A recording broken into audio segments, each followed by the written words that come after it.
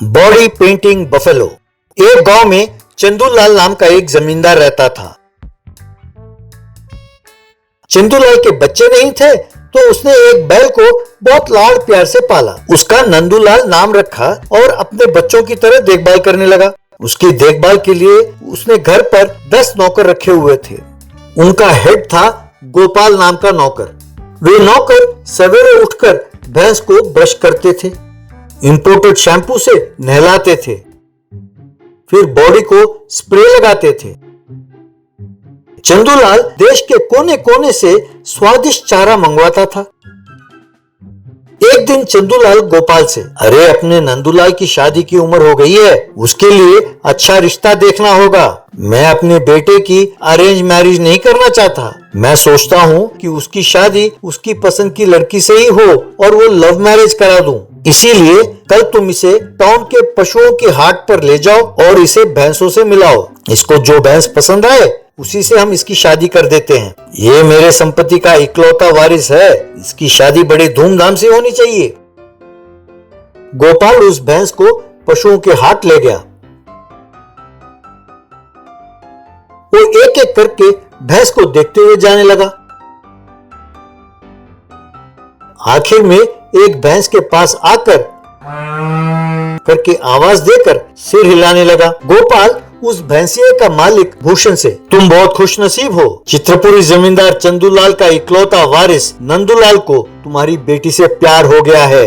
पर मेरी तो कोई बेटी है ही नहीं।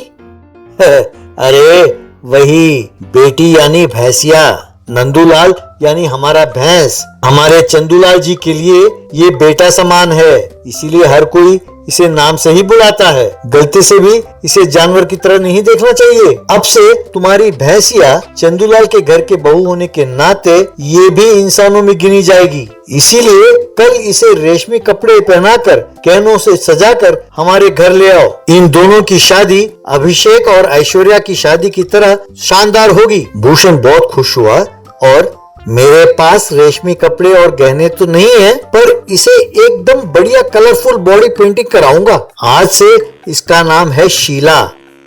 ठीक है, कल इस पते पर शीला को लेकर आ जाना। इसे देखकर चंदूलाल जी को खुशी से उछलना चाहिए, कहकर एक कार्ड निकाला। उस कार्ड में लिखा था, Nandulal son of Chandulal, second lane, Lalnagar street, Chitrapuri village. उस कार्ड को पलट कर देखा तो लिखा था 96। गोपाल, इस कार्ड के पीछे घर का नंबर लिखा है, कल सवेरे 10 बजे तक आ जाना, कहकर वो कार्ड देकर चला गया। अगले दिन भूषण ने उस भैंसे को बढ़िया पेंटिंग कराया, उसके सिर पर गजरा भी रखा, उसे चित्रपुरी गांव लेकर आया। उस कार्ड पर पता देखते हुए उस भैंसे को एक घर के पास ले गया। उस घर के बाहर शादी के लिए शामियाना लगा हुआ था। संजोग की बात यह थी कि उस घर के मालिक का नाम भी चंदूलाल ही था, उसके बेटे का नाम भी नंदूलाल ही था। उस दिन वहां पर नंदूलाल की शादी हो रही थी। वहां दुल्हन तैयार थी, सब नंदूलाल की प्रतीक्षा कर रहे थे। भूषण चंदूलाल के पास आया। साहब नमस्ते, आप ही चंदूलाल है ना? जी हाँ, वैसे आप कौन है? इस भैंसिए को यूं पेंटिंग क्यों किया है? मैं हूँ साहब भूषण, आपके होने वाला समधी। यही है मेरी बेटी शीला, जिससे आपके बेटे नंदूलाल को प्यार हो गया था। ये तुम क्या बकवास कर रहे हो? मेरा बेटा इस भैंसिए से प्यार करता है और 1 घंटे में मेरे बेटे की उस लड़की से शादी होने वाली है। यूं बकवास ना करो, जाओ यहाँ से। अरे रहने दीजिए साहब, आपका बेटा भी तो भैंस है। ठीक है, बेटे की तरह पाला है, पर इसका मतलब ये तो नहीं कि उसकी शादी एक लड़की से कर देंगे। ये तो अजीब होगा। ये सुनकर दुल्हन और उसके माता पिता चौंक गए। क्या कहा? तुम मेरे बेटे को भैंस कहते हो और उसे तुम्हारे इस भैंसे से प्यार हो गया है? अगर और थोड़ी देर यहाँ रुके तो मैं तुम्हें मार डालूंगा। दफा हो जाए यहाँ से। साहब जबान संभाल के बोलिए, क्या ये सच नहीं है कि कल पशुओं के हाट में नंदूलाल ने शीला से प्यार किया था? क्या ये भी सच नहीं है कि इसको सजा कर लाने के लिए कहा था? क्या आप जानते हैं कि इसके बॉडी पेंटिंग और गजरे के लिए कितना खर्च हुआ है? अब यहाँ आने के बाद ये रिश्ता तोड़कर एक भैंस की शादी एक लड़की से कर रहे हैं। तेरी तो कहकर उस पर वार करने ही वाला था कि दुल्हन के पिताजी आकर, रुकिए, क्या आपके बेटे को हाट में भैंसिया को देख के प्यार हो गया था? अब समझ में आया कि जब लड़की देखने आए थे तो मिठाइयाँ रखने पर चारा चरने की तरह सब चाट कर गए। तभी हमें शक हो गया था, ऐसा रिश्ता हमें नहीं चाहिए, कहकर वे सब वहां से चले गए। चंदूलाल समझ नहीं पाया कि क्या करे। तभी नंदूलाल बाहर आया। उसे देखकर चंदूलाल, अरे निकम्मे, ये कहता है कि तुम्हें इसके भैंसिए से प्यार है। भूषण नंदूलाल को देखकर जीभ काटने लगा। नंदूलाल ने भूषण से एड्रेस वाला कार्ड लिया, उसे उल्टा घुमाया। अरे ये तो 96 है, पर हमारा घर का नंबर 69 है। तुमने कार्ड उल्टा पकड़ा था। चंदूलाल ने तुरंत एक डंडा उठाया और भूषण को मारने चला। भूषण अपने भैंस को लेकर वहां से भागने लगा।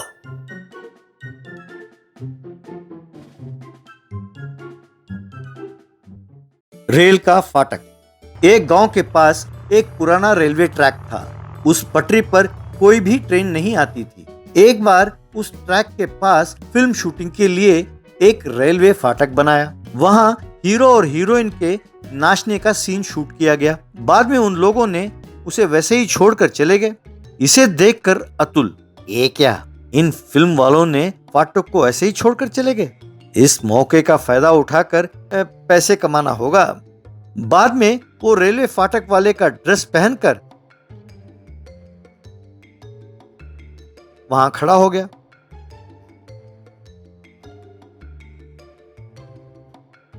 तभी वहां एक बस आई।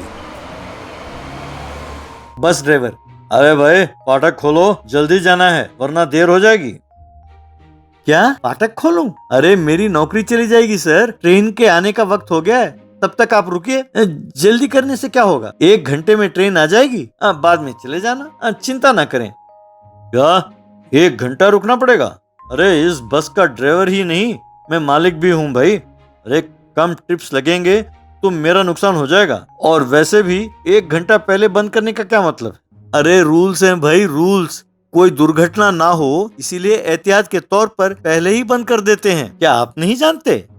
अरे भाई मैं तेरे हाथ जोड़ता हूँ, चाहो तो ये 500 रुपए रख लो और मुझे जाने दो, कहकर पैसे पकड़ाए। तब अतुल ने फाटक खोला तो बस वहां से चली गई। बाद में एक व्यक्ति बाइक पर वहां आया। भैया जरा फाटक खोलना प्लीज, वहां सिनेमा थिएटर के पास मेरी जानू इंतजार कर रही है। अगर तू ट्रेन के नीचे आकर मर गया तो कौन जिम्मेदार होगा? अगर कल तुम्हारी जानू आकर तुमने गेट क्यों खोला, तुम्हारे वजह से मेरा सोना मर गया, कहा तो मैं क्या करूंगा? और 45 मिनट रुको, ट्रेन चली जाएगी, फिर चले जाना। क्या 45 मिनट? अरे मुझसे नहीं होगा भाई, मेरी माशूका मुझे मार ही डालेगी। ये लो 200 रुपए, मुझे जाने दो ना प्लीज, प्लीज भैया। यूं वो भी पैसे लेकर वहां से चला गया। इस तरह अतुल खूब पैसे ऐंठने लगा। एक बार एक ट्रैक्टर बोरी लाद कर वहां आई। ये फाटक कैसा? इस ट्रैक पर तो कोई ट्रेन नहीं आती, यहाँ गेट का क्या काम? किसने कहा कि यहाँ ट्रेन नहीं आती है भाई? वो सब पुरानी बातें हैं। आपने परसों रेलवे जियो नहीं पढ़ा? अब से यहाँ फुल ट्रेन ही ट्रेन होंगे।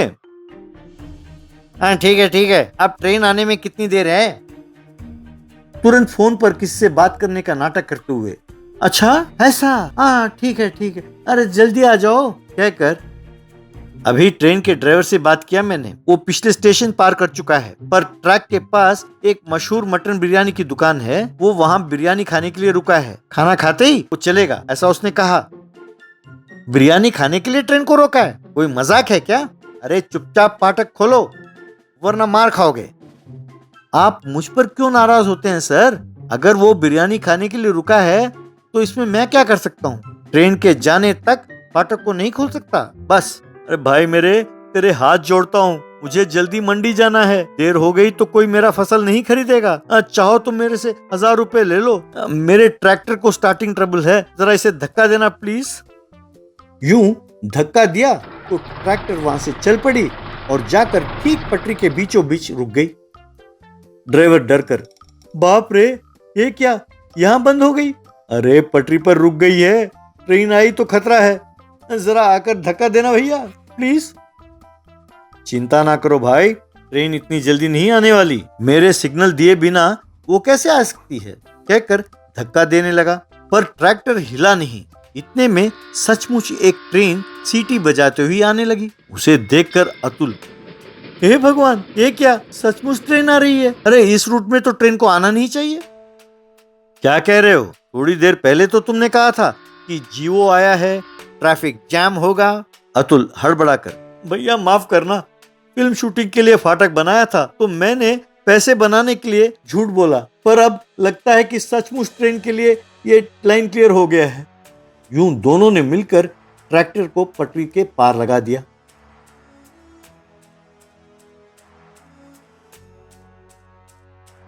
रेल वहां से चली गई। बाद में ड्राइवर ने अतुल की खूब पिटाई की।